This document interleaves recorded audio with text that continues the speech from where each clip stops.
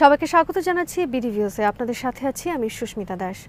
ইসরায়েলের সাবেক সামরিক আইনজীবী মেজর জেনারেল ইফাত টোমার ইরুশালমির গ্রেফতারের ঘটনা শুধু একটি প্রশাসনিক বা আইনি কেলেঙ্কারি নয়, এটি ইসরায়েলি রাষ্ট্রযন্ত্রের অভ্যন্তরীণ নৈতিক ভাঙনের প্রতিচ্ছবি। তিনি এমন একটি ভিডিও ফাঁস করেছিলেন যা ইসরায়েলি সেনাদের দ্বারা এক ফিলিস্তিনি বন্দীর উপর চালানো অমানবিক নির্যাতনের দৃশ্য প্রকাশ করে। এই ঘটনাটি ইসরায়েলি সমাজে আইনি ও রাজনৈতিক ঝড় তুলেছে, কিন্তু একই সঙ্গে এটি প্রশ্ন তুলেছে যে রাষ্ট্র গণতন্ত্র ও আইনের শাসনের দাবি করে তার ভেতরে কতটা গভীরভাবে প্রাতিষ্ঠানিক নির্যাতন ও দমননীতি প্রথিত হয়ে আছে।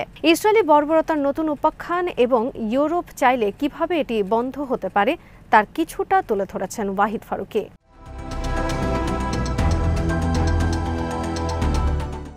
গাজায় যুদ্ধবিরতির পরও ইসরায়েলের নির্যাতন অব্যাহত রয়েছে। জাতিসংঘের তথ্য মতে অক্টোবর 2023 থেকে 2025 পর্যন্ত সময় ইসরায়েলি বাহিনীর হাতে অন্তত 75 জন ফিলিস্তিনি বন্দী নির্যাতনের ফলে নিহত হয়েছেন। অধিকাংশ দেহ ফেরত পাওয়া গেছে চোখ বাঁধা, হাতকড়া পড়া, পুড়ে যাওয়া কিংবা দেহে আঘাতের দাগসহ। সদে তেইমান বন্দি শিবিরের ঘটনায় তার প্রতীক। 2024 সালের জুলাইয়ে এক ফিলিস্তিনি বন্দীকে তল্লাশির নামে সৈন্যরা ধারালো বস্তু দিয়ে পেছনের অংশে আঘাত করে, যার ফলে তার ফুসফুস ছিদ্র ও অভ্যন্তরীণ ক্ষত হয়।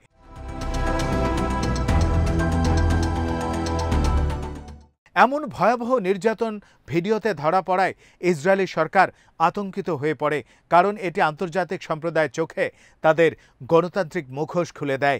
এই প্রেক্ষাপটে ইফাত টোমার ইরুশালমি হয়ে ওঠেন এক প্রকার ইসরায়েলের বিবেকের কণ্ঠ, যিনি নৈতিকতার খাতিরে রাষ্ট্রীয় গোপনীয়তার দেয়াল ভেঙে সত্য প্রকাশ করেছেন। তবে তার প্রতি রাষ্ট্রের আচরণই প্রমাণ করে ইসরায়েল নিজের অভ্যন্তরে কোনো সত্য সহ্য করতে প্রস্তুত নয়।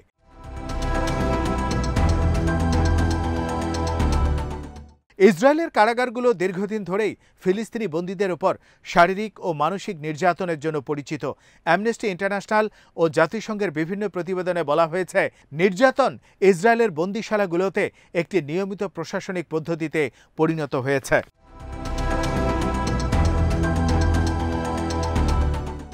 অক্টোবর 2023-এর পর এই নির্যাতন আরও বেড়েছে। জাতিসংঘের তথ্যে দেখা যায় অন্তত 75 জন বন্দী নির্যাতনে নিহত হয়েছেন এবং ফেরত পাওয়া অনেক দেহে দগ্ধ চিহ্ন, ভাঙা পাঁজর, পুড়ে যাওয়া বা কাটা অঙ্গ দেখা গেছে। ইরুশালমি নিজের পদত্যাগপত্রে স্বীকার করেছেন যে তার অফিস থেকে ভিডিওটি প্রকাশ করা হয়েছিল, কিন্তু রাষ্ট্র তাকে পুরস্কৃত করার বদলে প্রতারণা, বিশ্বাসভঙ্গ, সরকারি তথ্য ফাঁস এবং বিচার প্রক্রিয়া বাধাগ্রস্ত করার অভিযোগে গ্রেফতার করে। তার গ্রেফতার প্রমাণ করেছে যে ইসরায়েলি সমাজে সত্য উদ্ঘাটন করা এখন রাষ্ট্রবিরোধী অপরাধে পরিণত হয়েছে।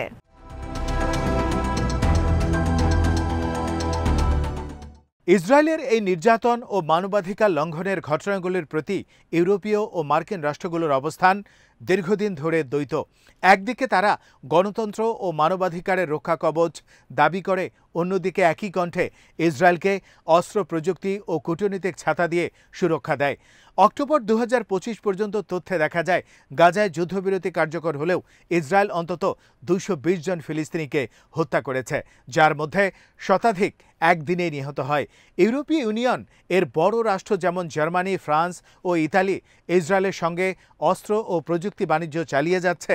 এই দ্বিমুখী নীতি আজকের আন্তর্জাতিক রাজনীতির নৈতিক সংকট।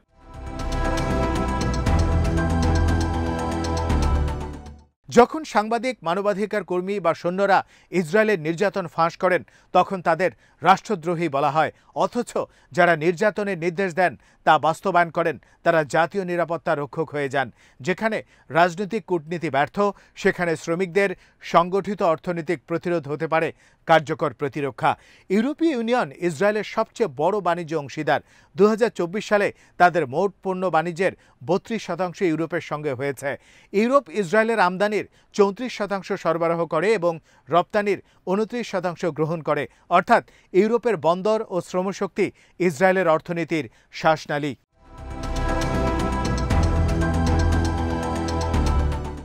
যদি ইউরোপীয় শ্রমিক ইউনিয়নগুলো ইসরায়েলমুখী সরবরাহ ও বাণিজ্য বন্ধ করে দেয়, তাহলে সেটি সরাসরি যুদ্ধযন্ত্রে ধাক্কা দিতে পারে।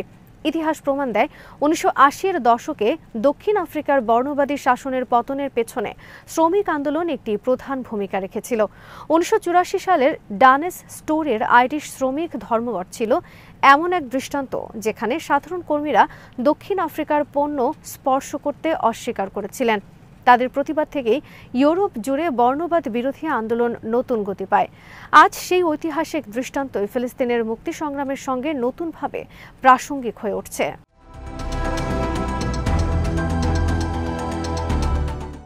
ইসরায়েলের যুদ্ধ ও উপনিবেশবাদ কেবল ফিলিস্তিনিদের উপরই আঘাত হানে না, এটি বৈশ্বিক অর্থনৈতিক ব্যবস্থার প্রতিফলন। যে কর্পোরেশনগুলো ইসরায়েলের দমননীতিকে পৃষ্ঠপোষকতা করে তারা একই সঙ্গে ইউরোপ ও আমেরিকার শ্রমিকদের শোষণ করে, মজুরি কমায়, চাকরি অনিশ্চিত করে। অতএব ফিলিস্তিনিদের সঙ্গে সংহতি মানে কেবল মানবিক দায় নয়, এটি শ্রমিকদের নিজেদের মুক্তির সংগ্রামের অংশ।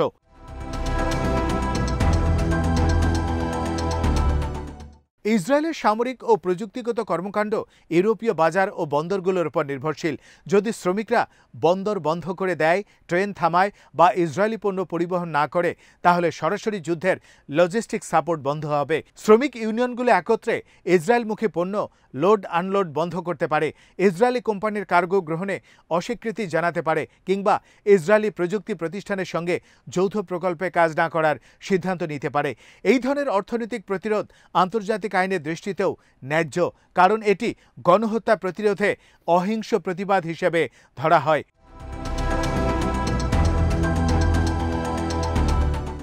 ইফাত টোমার ইয়ারুশালেমের মতো ব্যক্তিদের পদক্ষেপ প্রমাণ করে ইসরায়েলের সমাজের ভেতরেও একটি নৈতিক সংঘাত চলছে, কিন্তু নাগরিক ও সামরিক কর্মকর্তা এই নির্যাতনের বিরুদ্ধে অবস্থান নিচ্ছেন, কিন্তু রাষ্ট্র তাদের শত্রু হিসেবে চিহ্নিত করছে।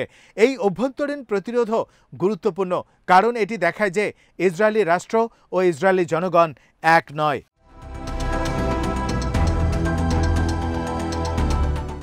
রাষ্ট্র যখন নির্যাতনের যন্ত্র হয়ে ওঠে, তখন ব্যক্তিগত নৈতিক সাহসী মানবতার শেষ আশ্রয়।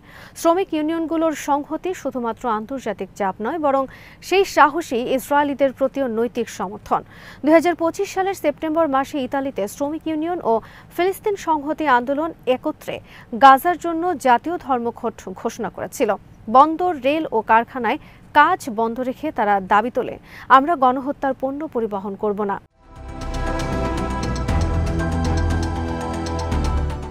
এই ধরনের আন্দোলন প্রমাণ করে যখন শ্রমিকরা মানবতার পক্ষে দাঁড়ায়, তখন সরকারের কূটনৈতিক নীরবতা ভাঙা সম্ভব। এই অভিজ্ঞতা দেখিয়েছে যে ইউরোপের শ্রমিক সমাজ যদি ঐক্যবদ্ধ হয়, তাহলে ইসরায়েলি যুদ্ধযন্ত্রের লজিস্টিক সাপোর্ট অচল হয়ে পড়বে। এটি হবে এক ধরনের নতুন বয়কট আন্দোলন, যেখানে নীতি নয়, বাস্তব উৎপাদন ব্যবস্থা বন্ধ করে দেয়া হবে। ইসরায়েলের সাবেক সামরিক আইনজীবী ইফাত টোমার ইয়েরুশালেমের গ্রেপ্তার দেখায় যে রাষ্ট্রীয় অপরাধ প্রকাশ করা এখন ইসরায়েলি অপরাধ। তবে তার মতো ব্যক্তিরা সহসাই মানবতার প্রকৃত ইতিহাস লেখে।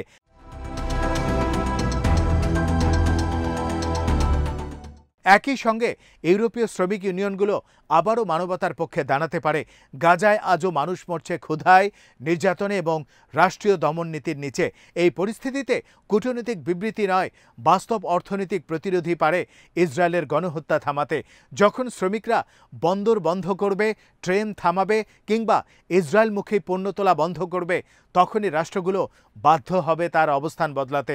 সার কথা একটি, গণহত্যা থামাতে নীরবতা নয়, সংগঠিত শ্রমই হবে মানবতার চূড়ান্ত অস্ত্র।